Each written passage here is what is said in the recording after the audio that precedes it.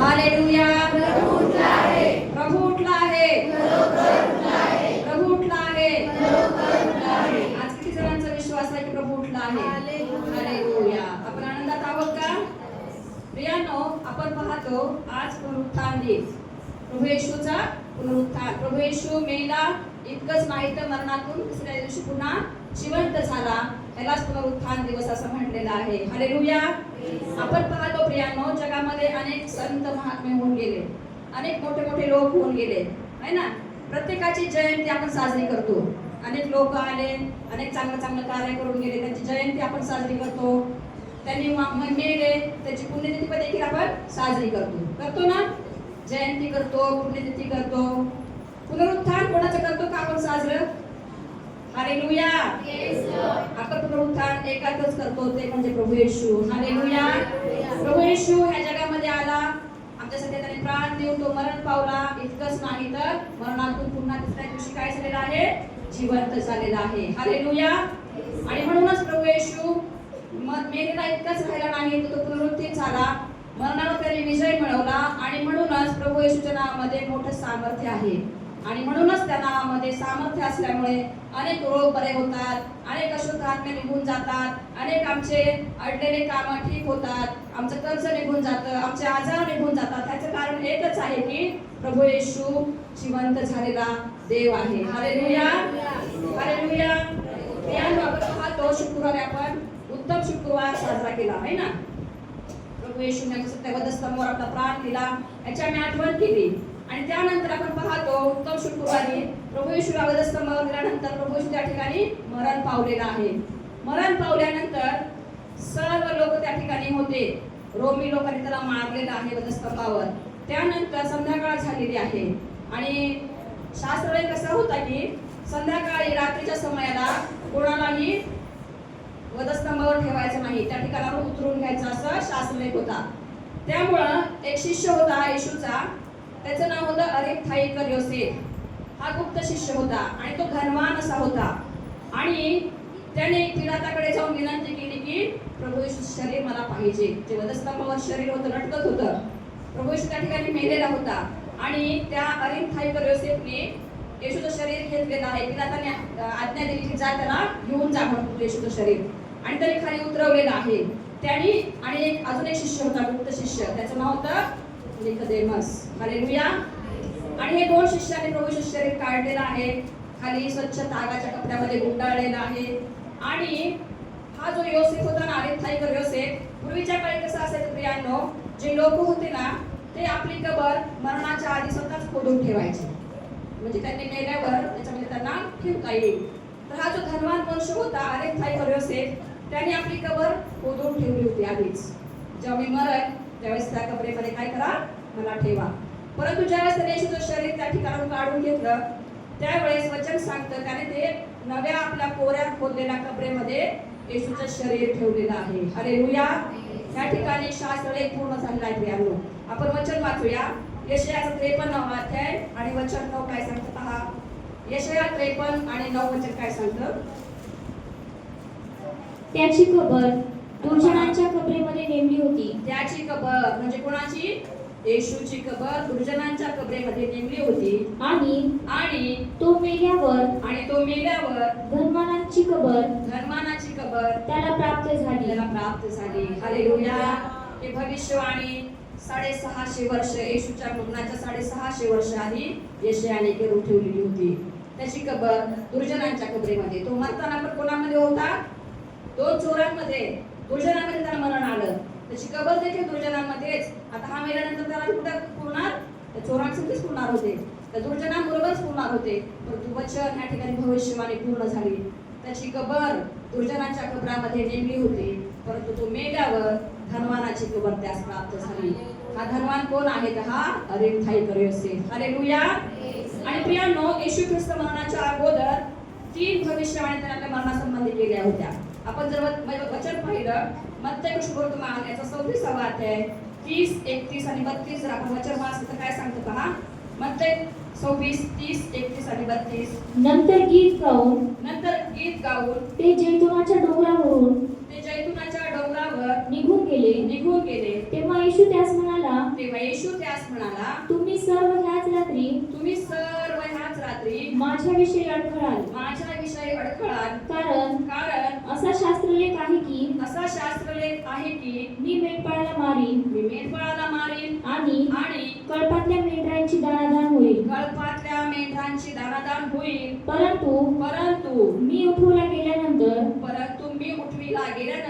तुमच्या आधी गालीला जाईल. Hallelujah, hallelujah. आणि प्रियानो, प्रभू येशूने 3 वेळेस आपल्या मरणाची भविष्यवाणी केलेली आहे आणि वचन सांगतं की तो म्हणतो की तुम्ही सर्व जण ह्याच रात्री माझ्याविषयी अडखळाल आणि मी मेंढपाळाला मारीन आणि कळपातल्या मेंढरांची मी दाणादाण करेन. आपण पाहिलेलं आहे की प्रभू येशूला मारण्यात आलेला आहे आणि सर्व हे मेंढर म्हणजे कोण आहे? कळपातले तर शिष्य आहे. ते काय झालेले आहेत? इकडे तिकडे काय झालेले आहेत? पांगून गेलेले आहेत प्रियांनो. त्यानंतर आपण पाहतो ज्यावेळेस अरिमथाईकर योसेफने प्रभूचं शरीर घेतलेलं आहे आणि आपल्या खोदलेल्या नव्या कबरेमध्ये त्याने ठेवलेलं आहे, त्यावेळेस तो शुक्रवारचा दिवस होता. त्यानंतर जर आपण पाहिलं तर शनिवारी कालच्या दिवसामध्ये प्रभू येशू कबरेमध्येच आहे ना. 3 दिवस प्रभू येशू कुठे होता? कबरेमध्ये. आणि तिसऱ्या दिवशी म्हणजे आज प्रभू येशूचं पुनरुत्थान झालेलं आहे. हालेलुया. जर आपण पाहिलं प्रत्येक शुभ तुम्हाला 27वा अध्याय आणि 62 पासून जर आपण पाहिलं वचन तर त्या ठिकाणी शनिवारच्या दिवशी काय झालेलं आहे पहा.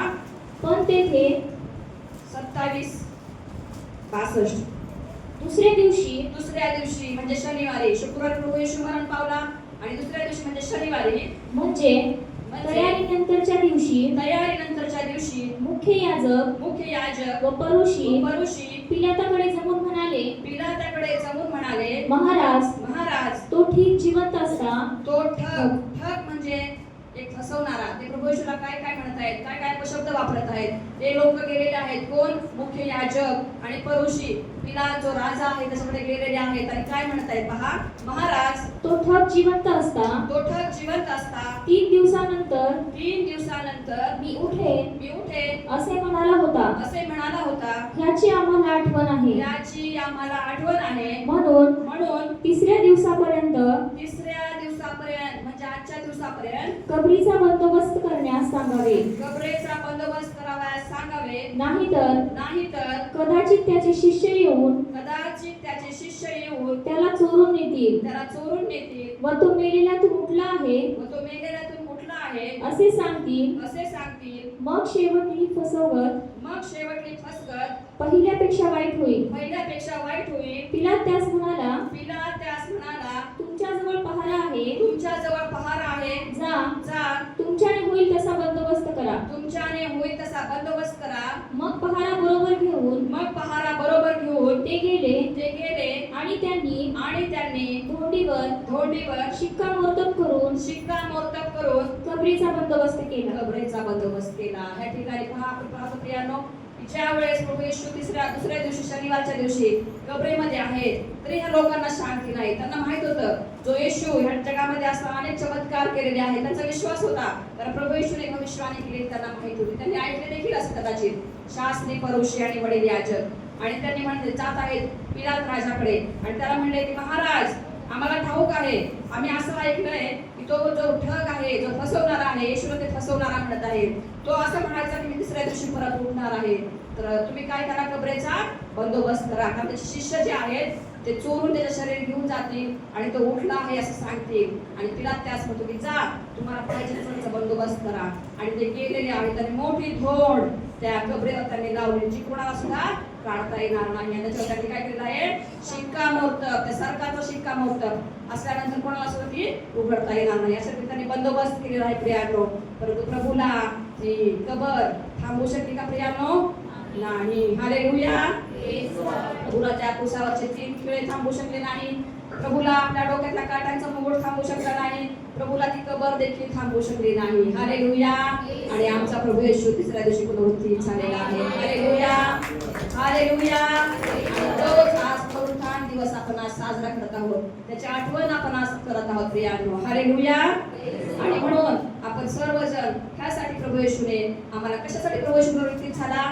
आपण एक वचन वाचूया. रोमकरास पत्र आता 4था अध्याय आणि वचन 25. प्रभू येशू का पुनरुत्थित झाला पहा. रोम 4:25. तो प्रभू येशू तो प्रभू येशू तुमच्या आमच्या अपराधामुळे तुमच्या आमच्या अपराधामुळे मरण्यास धरून देण्यात आला मरण्यास धरून देण्यात आला व आपण नीतिमान ठरावे व आपण नीतिमान ठरावे म्हणून तो उठला आहे. म्हणून तो उठला आहे. हालेलुया. का उठला आहे तो? तुम्ही आणि नीतिमान ठरला पाहिजे. हालेलुया. हालेलुया. आणि प्रभू येशूने दाखवून दिलं ते मरणाला आणि त्या वधस्तंभावर मारून टाकलेलं आहे. हालेलुया. आणि म्हणूनच आपण सुरुवातीला गीत म्हणलेलं आहे की मरणाचं मेले प्रभू माझे विजयी झाले. हालेलुया. हालेलुया. यानो आपण या ठिकाणी पाहतो मत्तय, मार्क, लूक आणि योहान हे प्रभूचे चार शिष्य आहेत. ते प्रभू येशू संगती होते. प्रभू येशूला कशाने त्यांनी पकडलं, प्रभू येशूला कशाने त्यांनी त्रास दिला, प्रभू येशूला कशाने त्यांनी फटके मारले, कशाने त्यांनी वधस्तंभावर खेळलं, त्याचे किती हाल केले, त्याचे किती दुःख झाले, ते सर्व हे शिष्य पाहत होते. आणि त्यांनी जसं पाहिलं तसं पवित्र शास्त्रामध्ये त्यांनी काय केलेलं आहे? लिहून ठेवलेलं आहे. कोण? हे चार शुभवर्तमान मधले मत्तय, मार्क, लूक आणि योहान. परंतु असा प्रभूचा एक शिष्य आहे की त्याने जे पाहिलं नाही, जो प्रभू येशू संगती नव्हता तरी पण तो प्रभू येशू बद्दल लिहित आहे प्रियानो. अशासाठी त्याला जे सांगण्यात आलं ते त्याने लिहिलेलं आहे. त्याला कोणी सांगितलं असेल? पवित्र आत्म्याने. हालेलुया. हालेलुया. तो शिष्य म्हणजे पाऊल आहे प्रियानो. हालेलुया.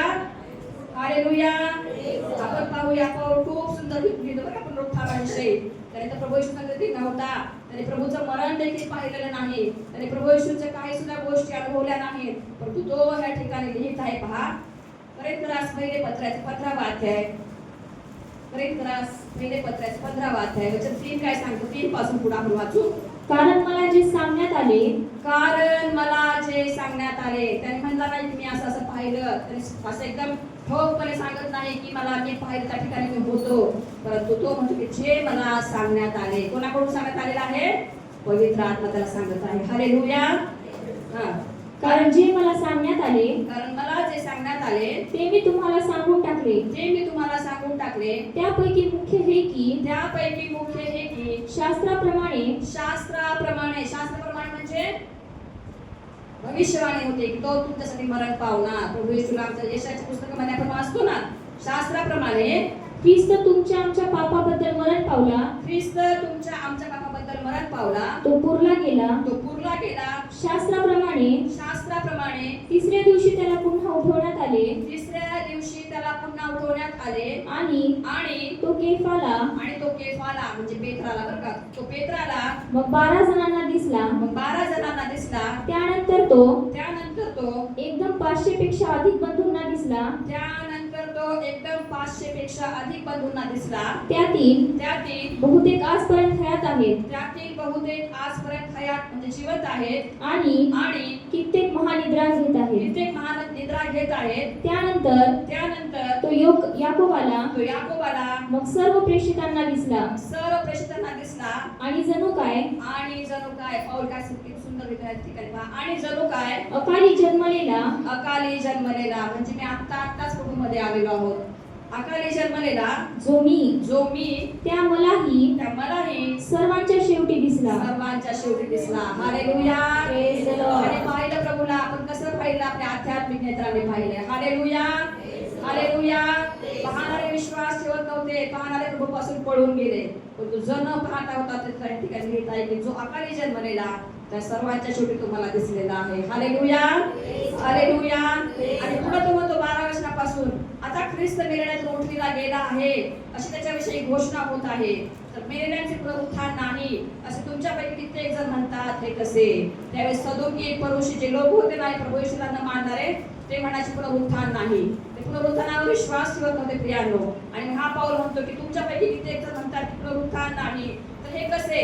तो पुढे म्हणतो जर मेलेल्यांचे पुनरुत्थान नाही तर ख्रिस्तही उठविला गेला नाही, आणि ख्रिस्त उठविला गेला नाही तर आमची घोषणा व्यर्थ आणि विश्वासही व्यर्थ. तुमचा विश्वास देखील कसा आहे? व्यर्थ आहे. कारण मेलेले उठविले जात नसतील तर ख्रिस्तही उठविला गेला नाही, आणि ख्रिस्त उठविला गेला नसेल तर तुमचा विश्वास निष्फळ, तुम्ही अजून पापातच आहात. आणि ख्रिस्तामध्ये जे महानिद्रा घेत आहेत त्यांचाही नाश झालेला आहे. आपण या आयुष्यात ख्रिस्तावर केवळ आशा ठेवणारे असलो तर सर्व माणसापेक्षा आपण कसे आहोत? लाचार आहोत. आपण फक्त म्हणतो हा माझा विश्वास आहे, माझा विश्वास आहे. आणि जर आपण पुनरुत्थानावर विश्वास ठेवत नसेल प्रिया म्हणून आपण कसे आहोत? लाचार, सर्व माणसांपेक्षा लाचार, असं पाऊल या ठिकाणी सांगत आहे. Hallelujah, hallelujah. आणि तो पुढे म्हणतो की तरी पण ख्रिस्त मेलेल्यातून उठविला गेला आहेच. तो महानिद्रा घेणाऱ्याचे प्रथम फळ असा आहे. हालेलुया. पहिलं पुनरुत्थान कोणाचं आहे? प्रभू येशूचं आहे. त्यानंतर प्रियांनो, ज्यावेळेस आपण प्रभू येशू, आपण जर या जगात नसलो, आपण जर या जगामधून गेलो, आपण जरी झोपी गेलो, महानिद्रा घेतली, तरी पण ज्यावेळेस प्रभू येशू पुन्हा येणार आहे, त्यावेळेस आपलं पुनरुत्थान होणार आहे. हालेलुया. वचन सांगतं 21 कारण मनुष्याच्या द्वारे मरण आहे, म्हणून मनुष्याच्या द्वारे मेलेल्यांचे पुनरुत्थान देखील आहे. हालेलुया. कारण जसे आदमामध्ये सर्व मरतात, तसे ख्रिस्तामध्ये सर्व जिवंत केले जातील. हालेलुया. आणि 26 वचन सांगतं की आमचा एक शत्रू आहे. आपण म्हणतो आमचा शत्रू सैतान, आमचा शत्रू सैतान आहे. त्या ठिकाणी शत्रू सांगितलेला आहे. 26 वचन वाचा. जो शेवटला शत्रू नाहीसा केला जाईल, जो शेवटला शत्रू नाहीसा केला जाईल, तो मृत्यू होय. तो मृत्यू होय. हालेलुया. आपण पाहतो प्रियांनो, आदमाने पाप केला आणि जगामध्ये काय आलेलं आहे? मरण आलेलं आहे. हे मरण कसं होतं? सार्वकालिक मरण. त्याच्यापासून आम्हाला कोणी देखील सोडवणार नव्हतं. आमचं दुसरं मरण अग्नीचे सरोवर हे दुसरे मरण आहे. आमचं शारीरिक मरण एक मरण आहे, आणि अग्नीचे सरोवर म्हणजे जे नरक, त्या ठिकाणी अग्नी आहे, तो कधी विझत नाही, त्या ठिकाणी जर आम्ही गेलो तर त्यांचं दुसरं मरण आहे. पण प्रभू येशूने जाणलं की माझं लेकरू त्या अग्नीच्या सरोवरात जाऊ नये, आणि प्रभू येशूने त्या आपल्या वधस्तंभावर प्राण दिला आणि त्या मरणापासून आम्हाला काय केलेलं आहे? मुक्त केलेलं आहे. जे मरण आमच्यावर आहे ना, दुसरं मरण, त्याच्यापासून आम्हाला त्याने सोडवलेलं आहे. आणि म्हणून वचनासाठी जो शेवटला शत्रू, आमचा शत्रू कोण आहे? शेवटला मृत्यू आहे. जो शेवटला शत्रू नाहीसा केला जाईल, तो मृत्यू आहे. Hallelujah, hallelujah. म्हणून प्रियांनो, आपल्याला प्रभू येशूने मृत्यूपासून सोडवण्यासाठी वधस्तंभावर प्राण दिला, आणि इतकंच नव्हे तर तो मृत्यू पाहून तिसऱ्या दिवशी पुन्हा पुनरुत्थित झालेला आहे. तर प्रभू येशूच्या नावाला मान, महिमा आणि गौरव आतापासून सुद्धा असो का असो. आपण एक वचन वाचूया, योहान शुभवर्तमान याचा 11वा अध्याय, शेवटचं वचन वाचू. योहान 11:25 वचन वाचा. येशूने तिला म्हटले, पुनरुत्थान व जीवन मीच आहे. पुनरुत्थान व जीवन मीच आहे. जो माझ्यावर विश्वास ठेवतो, तो मेला असला तरी जगेल. तो मेला असला तरी जगेल. 26 वचन. आणि जिवंत असलेला प्रत्येक जण जो माझ्यावर विश्वास ठेवतो, तो कधीही मरणार नाही. Hallelujah, hallelujah. येशूने नाथेला म्हणले, पुनरुत्थान आणि जीवन मीच आहे. जो माझ्यावर विश्वास ठेवतो, तो मेला असला तरी जगेल. Hallelujah, hallelujah. तुम्हाला आणि मला आशीर्वादित करू. आमेन. Praise God. Hallelujah.